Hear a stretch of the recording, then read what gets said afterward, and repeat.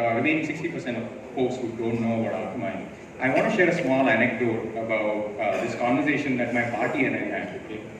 This was way back in 2012 when I joined Akamai, and she got to know I'm joining this company called Akamai. And she wanted to know, hey, what is this company? In the company. And first of all, Akamai Akamai sounds like some Japanese company. And me being a marketing guy, I wanted to get the marketing pitch right from day one. I said, hey party, if you've used the internet, you've used Akamai. She looked at me for 5 seconds, she's analyzing. My party's 85 years old. She's analyzing, she's like, hey, I've never used the internet. So I was like, okay, now I need to think on my feet and get my pitch right again. When you use the internet, I'm sure you will use Akamai. She was like, aha. And for a marketing guy, this aha sound from an 85-year-old lady is music. Because in my marketing pitch, I have made an 85-year-old lady get interested in a technology company. So, first day marketing success. There was just a small story about how it is important for us to talk about Akamai to the public. Dialing it back, founded in 1998 based on years of research in MIT to solve internet congestion based on math and not hardware. Today, Akamai is the world's largest content delivery network and cloud service provider. We have been in the business of making the internet fast, reliable, and secure for over 20 years. And it doesn't matter where your business lies, whether it lies on-prem, or in cloud, or in multi-cloud environments, we are the platform at the edge to extend the reach of your services to your end users. The gentleman from Nutanix mentioned about the importance of edge-based computing, and that is what I'm here to talk about today. Now, what is the edge? We keep talking about the edge. In fact, we coined the term edge way back in 1999 when we launched our first commercial service. And we've been talking about edge for so many years that a couple of years ago our competitors woke up and said, hey, you know what, edge is the old way of doing business. The best place to put your infrastructure is in data centers at the core of the internet.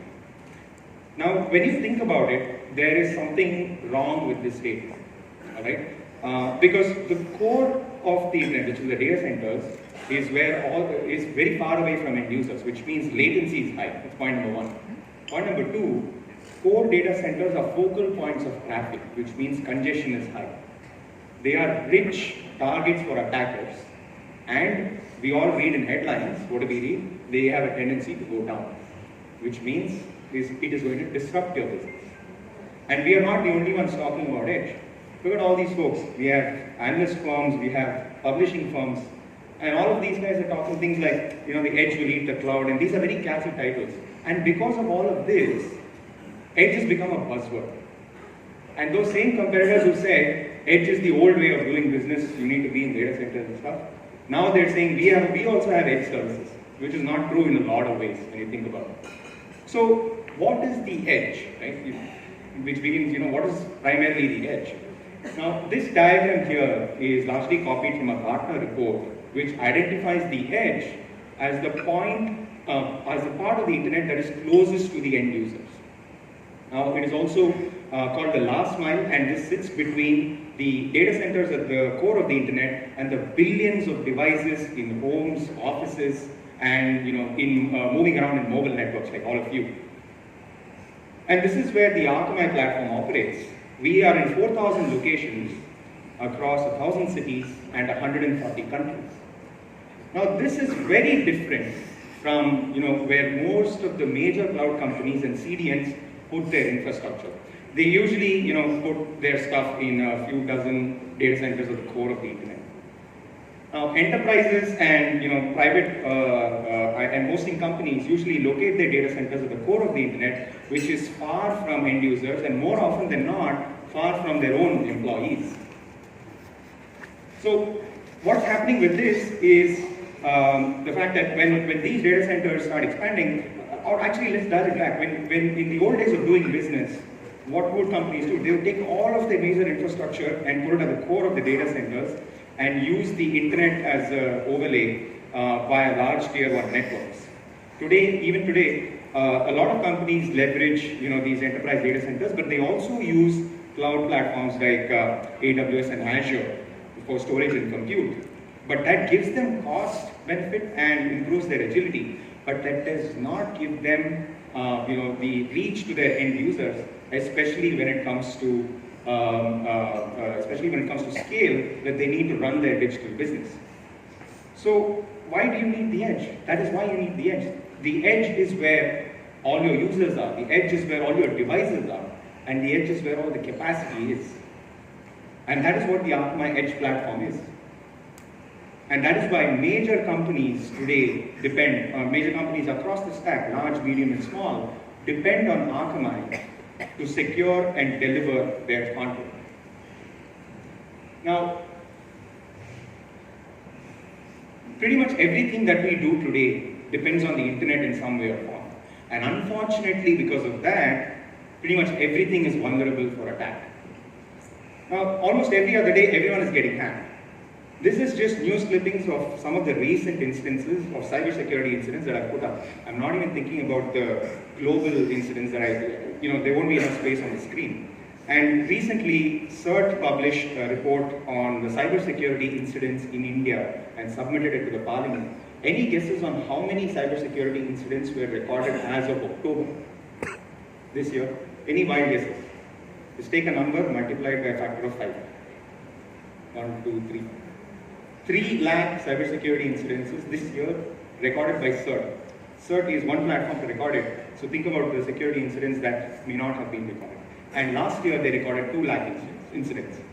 Now these numbers are mind-boggling. When you think about it, why are companies not able to defend themselves? What are they doing?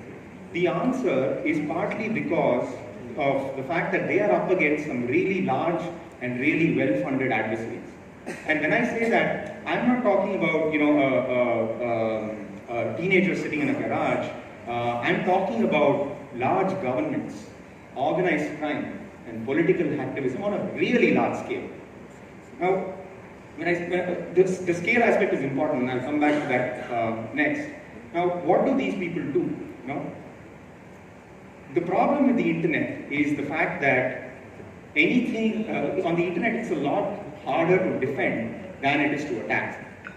All that attacker needs is a small hole in your defense. It could either be an unprotected application, it could be a user going and clicking on a wrong link, or it could be something as simple as a device that is not secured, and an attacker will find a way to exploit it.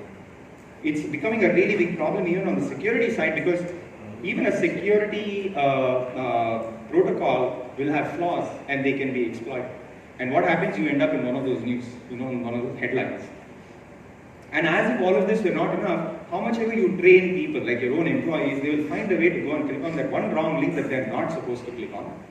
And even if they don't click on such links, they are now even victimized by malware on respectable websites like Forbes. You see the third one there. And the third-party content, phishing, all of that is things that those are buzzwords right now, and all of this is happening.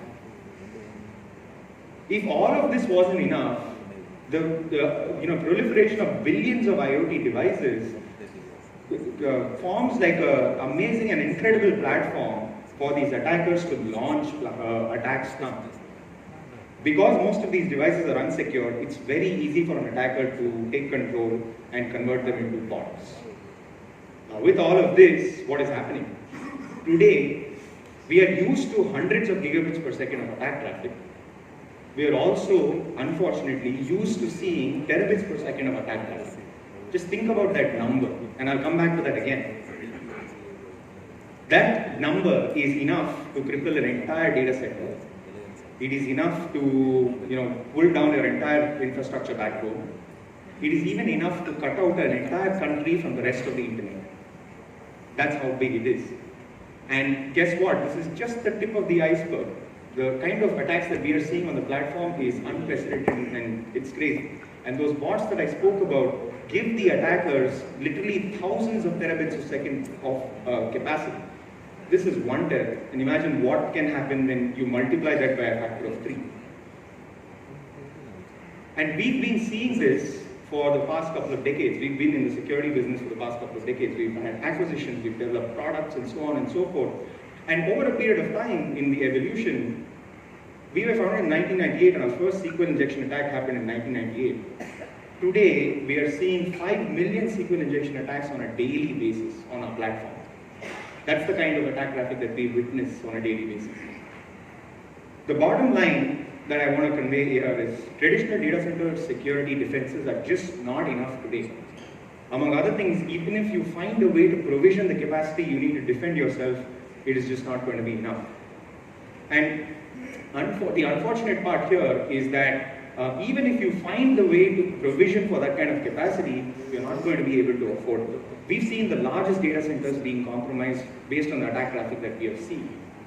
The only way to do this is to kill the attack traffic at the edge of the internet, where all that capacity is.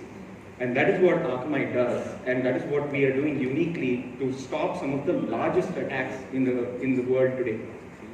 Anyone heard of GitHub? Everyone's heard of GitHub. What happened to them last year? They saw an attack traffic of 1.35 terabits per second of attack. That was the largest ever DDoS attack recorded in history. Right? We were able, their customer, we were able to stop that attack traffic in less than 8 seconds. We detected, stopped, done. But think of what that kind of attack can do to any of the organizations here in the room today. That is what we are up against.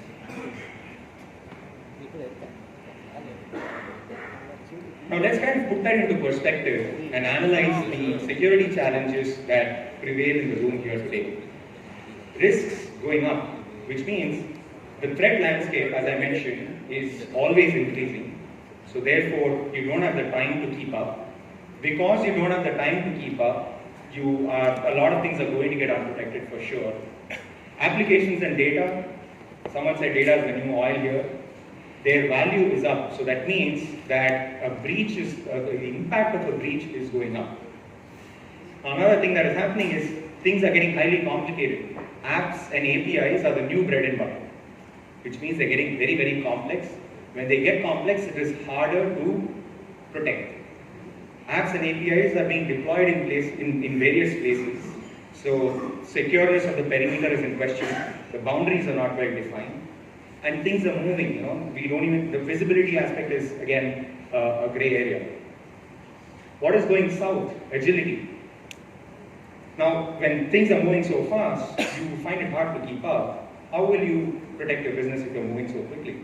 And the last but not the least, when you're constantly putting out fires on the security side, how will you develop a strategic plan to protect your business?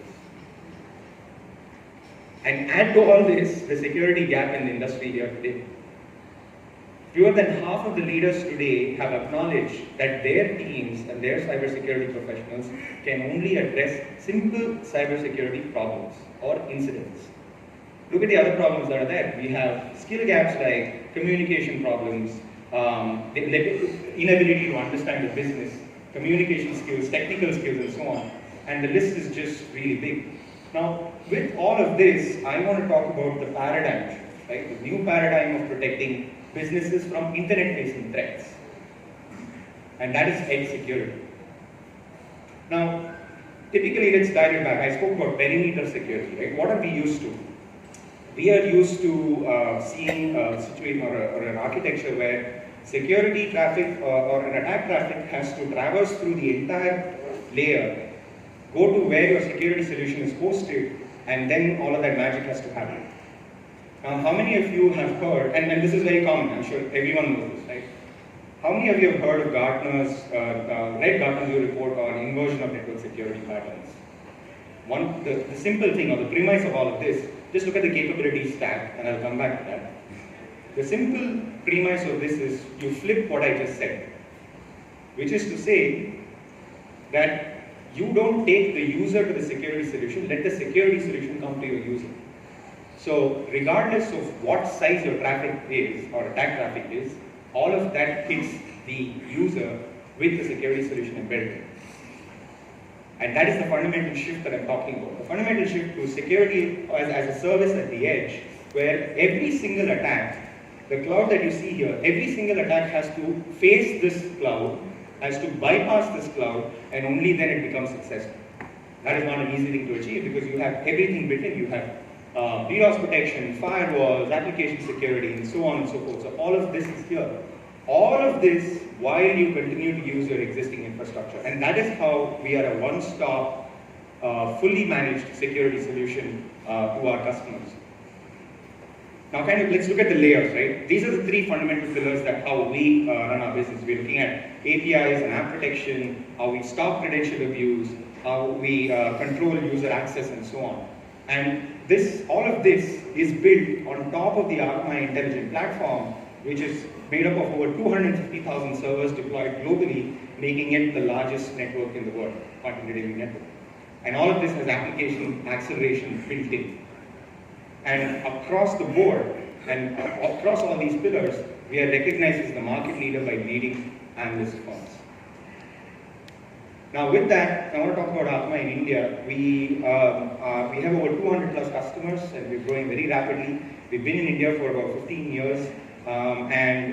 India is one of the biggest development centers for Akamai outside of India. We are very invested in making each city that we operate in a cyber-secure city. So that means it's not just the public sector, but also all of those companies or industries that I spoke about. We are very invested in increasing the footprint of our network. So we are currently in 42 cities and we continue to grow. And with that, I want to conclude by saying we have a stellar session after this. It's a breakout session where we want to understand your issues, your problems when it comes to cybersecurity, and how you want to position your digital business for the next 5 to 10 years. This session will focus a lot on enterprise-grade security and how we can help you in that aspect. We have a bunch of Akamai folks here as well. We would love to understand all of the things that I just spoke about one-on-one from you. So thank you for the opportunity, Sindhu sir. Thank you for letting Akamai be here. And I look forward to meeting all of you. Thank you so much.